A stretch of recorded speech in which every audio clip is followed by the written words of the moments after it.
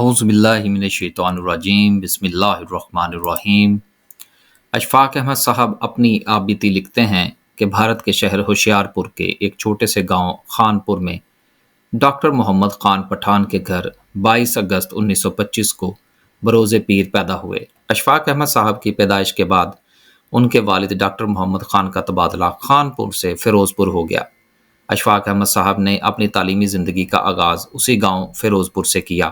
فیروز پور کے ایک قصبہ سے میٹرک کا امتحان پاس کیا۔ بقول حمید، اشفاق احمد کا حویلی نما آبائی مکان محلہ ہجرہ واری پتی میں تھا۔ اس کے ایک منزلہ مکان کے سامنے ایک باڑہ تھا جس میں گھوڑے، بھینس اور دوسرے جانور بندھے رہتے تھے۔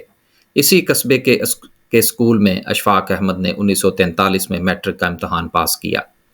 اشفاق احمد صاحب نے ایف اے کا امتحان بھی اسی قصبہ فیروز پور کے ایک کالج رام سنگھ داس سے پاس کیا۔ اشفاق احمد اپنے خاندان کے ہمراہ فیروز پور بھارت سے ہجرت کر کے پاکستان آ گئے۔ پاکستان آنے کے بعد اشفاق احمد نے گورنمنٹ کالج لاہور کے شعبہ اردو میں داخلہ لے لیا، جہاں کل 6 طلبہ و طالبات زیر تعلیم تھے۔ کالج میں انگریزی کے اساتذہ اردو پڑھایا کرتے تھے، کتابیں بھی انگریزی میں تھیں، جبکہ اس وقت کے معروف اساتذہ پروفیسر سراج الدین، خواجہ منظور حسین، آفتاب احمد اور فارسی کے استاد مقبول بیگ بدخشانی گورنمنٹ کالج سے وابستہ تھے، اور یہ سب اشفاق احمد کے استاد رہے۔ اس زمانے میں بانو قدسیہ نے بھی ایم اے اردو میں داخلہ لیا۔ جب بانو قدسیہ نے پہلے سال پہلی پوزیشن حاصل کی تو اشفاق احمد کے لیے مقابلے کا ایک خوشگوار ماحول پیدا ہوا۔ انہوں نے بھی پڑھائی پر توجہ مرکوز کر لی، جس کا نتیجہ یہ نکلا کہ رواں سال کے آخر میں اشفاق احمد اول نمبر پر رہے، جبکہ بانو قدسیہ نے دوسری پوزیشن حاصل کی۔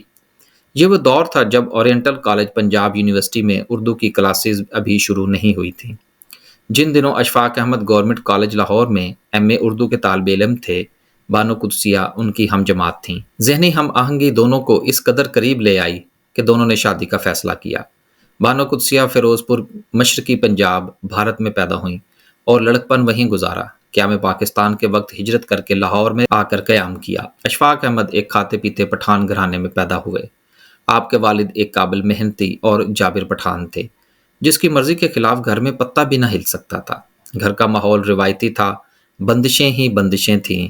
ان کے والد ایک غیر پٹھان لڑکی کو بہو بنانے کے حق میں نہ تھے، لیکن ان دونوں کی شادی کا مقصد صرف حصول محبت نہیں تھا، بلکہ قدرت کو علم کے متوالوں کو یکجا کرنا مقصود تھا، جو کہ وقت نے ثابت بھی کر دیا۔ بقول ممتاز مفتی، اس نے جوانی میں روایت توڑ کر محبت کی۔ اسے اچھی طرح علم تھا کہ گھر والے کسی غیر پٹھان لڑکی کو بہو بنانے کے لیے تیار نہ ہوں گے۔ اسے یہ بھی علم تھا کہ گھر میں اپنی محبت کا اعلان کرنے کی اس میں کبھی جرت پیدا نہ ہوگی۔ اس کے باوجود ایسے حالات پیدا ہو گئے کہ وہ محبت میں کامیاب ہو گیا، اگرچہ شادی کے بعد اسے مجبوراً گھر چھوڑنا پڑا۔ اشفاق احمد صاحب نے ایم اے اردو کرنے سے قبل ہی ریڈیو اناؤنسمنٹ شروع کر دی تھی، جب انہیں 80 روپے ملتے تھے۔ اشفاق احمد صاحب جب لاہور منتقل ہوئے تو مالی حالت بہت کمزور تھی، لہٰذا میٹرک کی سند دکھا کر محکمہ ریلوے میں ملازمت حاصل کر لی، جہاں صرف ایک دن گزار سکے۔ اس کے بعد مہاجرین کیمپ میں ملازم ہو گئے۔ اگلے دن ایک اور شعبہ میں منتقل کر دیا گیا، جہاں اس کی ڈیوٹی لاؤڈ سپیکر کے ذریعے اناؤنسمنٹ پر لگا دی گئی۔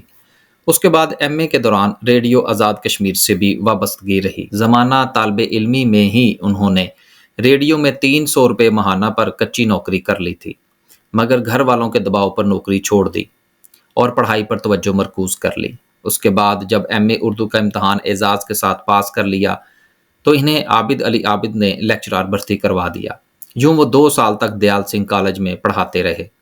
اسی دوران اٹلی میں اردو پڑھانے اور براڈ کاسٹر کی اسامی نکلی تو یہ دونوں صلاحیتیں ان میں موجود تھیں، لہٰذا وہ اٹلی چلے گئے۔ اس طرح اشفاق احمد صاحب 1953 میں روم یونیورسٹی اٹلی میں اردو کے پروفیسر مقرر ہوئے اور سابقہ ریڈیو روم سے بھی پروگرام کرنے لگے، اور یہاں رہ کر انہوں نے اٹلی کی زبان بھی سیکھ لی۔ پاکستان آنے کے بعد انہوں نے ایک ادبی مجلہ داستان گو جاری کیا، جو اردو کے چھپنے والے ابتدائی رسالوں میں شمار کیا جاتا ہے۔ اس کے علاوہ 2 سال تک ہفتہ روزہ لیل و نہار کی ادارت بھی کی۔ 1972 میں مرکزی اردو بورڈ کے ڈائریکٹر بھی مقرر ہوئے، جو بعد ازاں اردو سائنس بورڈ میں تبدیل ہو گیا، اور 1997 تک اس ادارے سے وابستہ رہے۔ اس کے علاوہ صدر پاکستان جنرل ضیاء الحق کے دور حکومت میں وفاقی وزارت تعلیم کے مشیر بھی رہے۔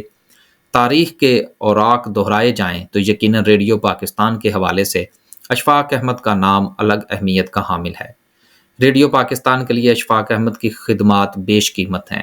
انہوں نے 1949 کے لگ بھگ ریڈیو پاکستان کے لیے لکھنا شروع کیا اور دیکھتے ہی دیکھتے مقبولیت کی بلندیوں پر پہنچ گئے۔ اپنی تمام تر تخلیقی قوتوں کو بروئے کار لاتے ہوئے جس محنت، لگن اور محبت کے ساتھ انہوں نے افسانے لکھے، اسی محنت اور لگن کے ساتھ ریڈیو کے لیے لکھا۔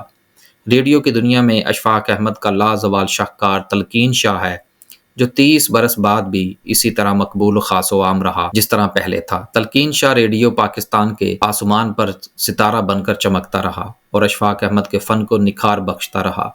اس میں کوئی شک نہیں کہ فیچر کی کامیابی میں اشفاق احمد کی ادائیگی کا بہت عمل دخل ہے۔ قول حمید، جب تک تلقین شاہ کا فیچر ریڈیو پاکستان پر نشر ہوتا رہا، لوگ ریڈیو سیٹ سے الگ نہیں ہوتے تھے۔